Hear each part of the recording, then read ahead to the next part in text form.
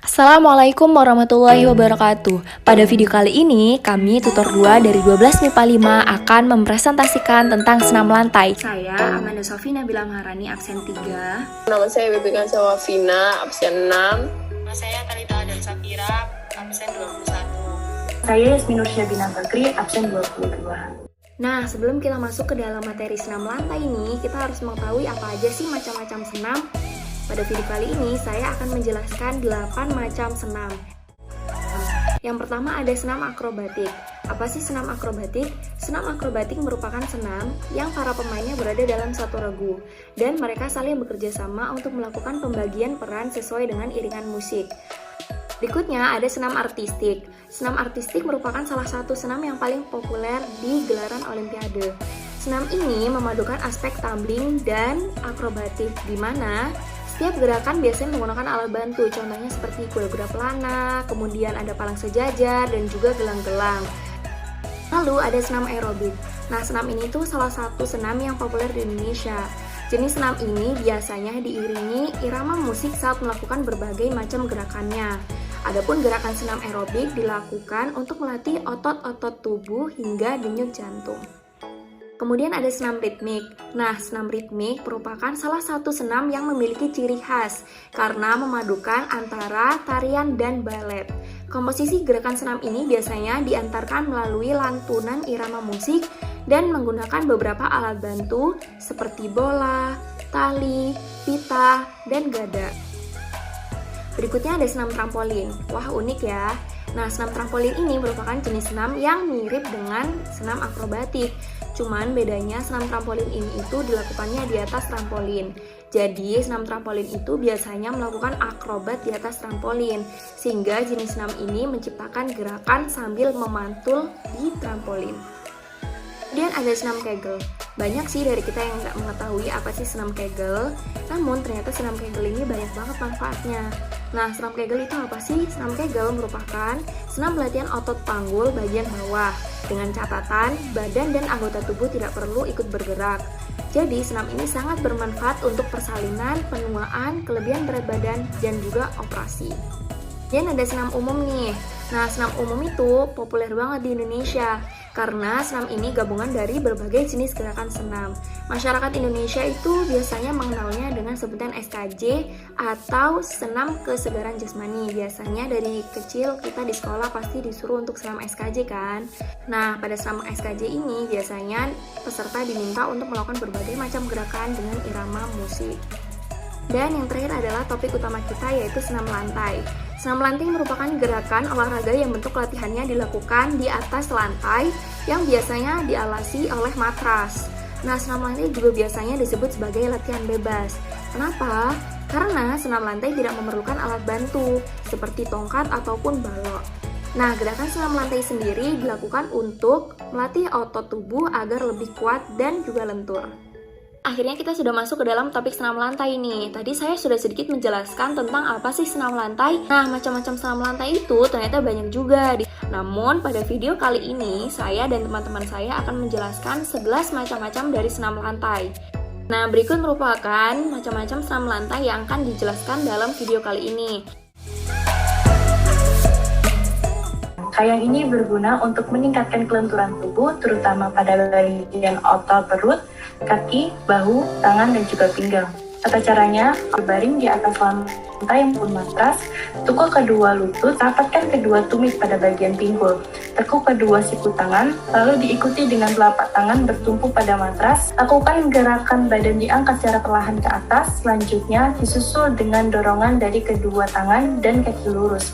Terakhir, lakukan dengan gerakan kepala masuk di antara kedua tangan.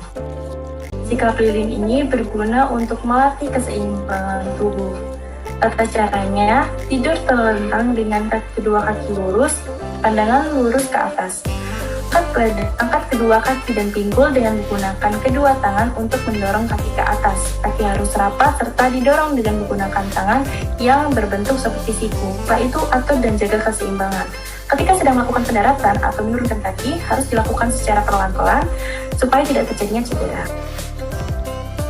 Dalam posisi berdiri dengan memanfaatkan kedua tangan, untuk menopang seluruh badan. Tangan berada di bawah serta kaki lurus ke atas. Tata caranya, berdiri tegak dengan kedua tangan lurus di samping badan. Gerakan secara perlahan salah satu kaki untuk lebih maju dari kaki lainnya. Bungkukkan badan, angkat tungkai kaki, dorong bokong setinggi-tingginya, bengkokkan tungkai ke arah depan. Posisi akhir ialah badan yang dalam posisi terbalik sebesar 180 derajat, serta dalam keseimbangan dengan kedua tungkai rapat dan juga lurus. Posisi berdiri, kepala berada di bawah, ditopang dengan menggunakan kedua tangan yang berbentuk segitiga. Gerakan headstand memiliki tingkat kesulitan dan lebih sulit dibandingkan handstand. Tata caranya, tumpukan badan dengan dahi serta kedua tangan bertumpu pada lantai. Pastikan dahi dan kedua tangan akan membentuk segitiga sama sisi. Letakkan kepala dengan membentuk segitiga, jalankan kaki pelan-pelan ke arah depan. Pada waktu tulang punggung sudah dalam posisi lurus, kuatkan otot perut, tarik nafas, serta angkat satu kaki lurus ke atas. Berguling ke depan dengan bagian belakang badan. Tata caranya, jongkok dengan kedua tangan dilebarkan sebahu serta telapak tangan diletakkan di atas matras. Kemudian luruskan kedua kaki dan tekuk sedikit siku tangan. Gerakan kepala ke arah dagu sampai menyentuh bagian dada, berguling ke depan. Maksudnya ada roll belakang. Tata caranya, yang pertama itu posisi awalnya jongkok, kedua kakinya rapat dan tumitnya diangkat. Terus kepalanya menunduk dan dagu rapat ke dada sambil kedua tangan terletak di samping telinga. Lalu jatuhkan pantat ke arah belakang, dua lutut segera ditarik ke bagian belakang kepala. Kedua telapak tangan menekan matras sampai tangan lurus dan kepala terangkat. Lalu mengambil sikap jongkok, kemudian berdiri. Kesalahan yang sering dilakukan saat melakukan roll belakang yaitu yang peletakan tangan terlalu jauh ke belakang, sikap tubuhnya kurang bulat, sama posisi menggulingnya kurang sempurna. Selanjutnya ada merodan. Caranya yang pertama itu berdiri tegak, kaki selebar bahu dan kedua tangan lurus ke atas membentuk huruf V. Menjatuhkan badan ke arah kiri dan meletakkan telapak tangan kiri ke atas matras. Lalu angkat kaki yang kiri lurus ke atas.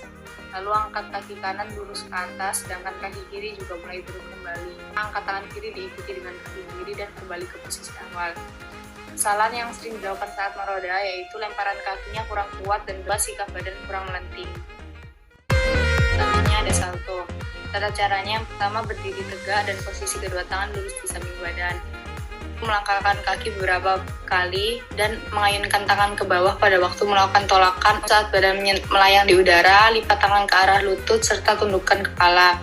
Setelah itu badan berputar 360 derajat, luruskan tungkai untuk pendaratan dengan tangan diangkat ke atas. Lalu berdiri tegak kembali menggunakan tangan sebagai keseimbangan. Kesalahan yang sering dilakukan saat salto, kedua kaki kurang kuat, kedua lengan kurang kuat, loncatan condong ke depan dan bukan ke atas, posisi badan yang kurang melingkar, dan tangan tidak merentang ke atas.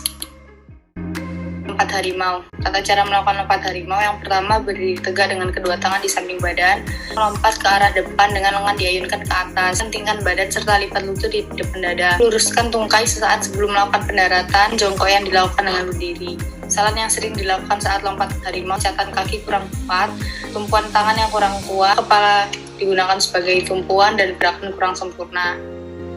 Lompat jongkok. Tata cara melakukannya yang pertama berdiri tegak dengan kedua tangan lurus di samping badan, lalu berlari dengan posisi badan condong ke depan, pantolakan dengan menggunakan kedua kaki, ayunkan tangan ke arah depan sedangkan posisi tubuh tetap diluruskan serta tungkai kebuka. Yang mendarat menggunakan kaki dan tubuh dan menuju posisi jongkok, lalu jongkoknya diikuti dengan posisi berdiri. Kesalahan yang sering dilakukan, awalan lari kurang cepat, lompatan yang dilakukan kurang kuat, kaki tidak secara bersamaan serta tidak beraturan, pandangan mata tidak fokus ke arah depan. Tata cara melakukan lompat kangkang yang pertama, berlari secepat mungkin dengan badan condong ke depan, dua kaki menolak pada papan tolakan, badan lurus serta tungkai dibuka. Pandangan mata fokus ke arah peti lompatan dan pada waktu kedua tangan menyentuh peti loncat, lakukan tolakan dengan kedua tangan. Pendaratan dilakukan dengan posisi ujung kaki, lutut mengeper, serta kedua tangan lurus ke atas. Kesalahan yang biasanya dilakukan larinya kurang cepat, kepala terlalu condong ke depan, panggul kurang diangkat tinggi, kepala dan dada itu tidak terangkat pada waktu tangan menyentuh peti lompat, lutut dalam posisi bengkok. Tujuan melakukan senam lantai tentunya untuk terus-menerus berusaha memperlebar jangkauan dari tubuhnya sendiri. Lalu tidak ada seorang pun yang dapat melakukan gerakan tubuh seperti yang telah ia capai.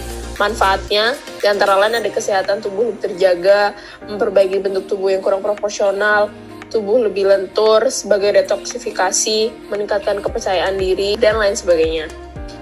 Unsur-unsur dalam senam lantai, di antaranya ada keberanian, keindahan, keluasan, kelenturan, kekuatan, dan juga keseimbangan.